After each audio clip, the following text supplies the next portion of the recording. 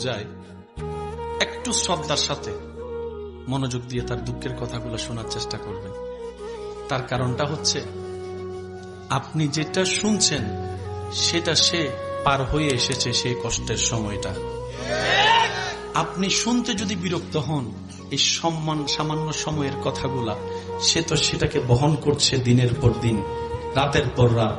কত রাত নির্ঘুম কেটেছে এই কষ্টের কারণে। কথা বলেন ঠিক কিনা?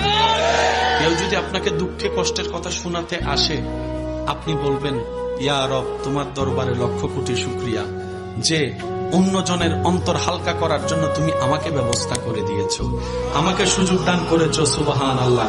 কারণ সে যদি আমাকে শোনায় একটুখানিও শান্তি পায়, এই অশান্তির সময়ে, অশান্তির যুগে, অশান্তি দুনিয়ায় যখন কেউ কারো শান্তি দেখতে পারে না, সে সময়ে যে একটু শান্তির ব্যবস্থা তুমি আমার মাধ্যমে করে দিচ্ছ, ইয়া রব, তোমার কাছে লক্ষ শুকরিয়া, তুমি আমাকে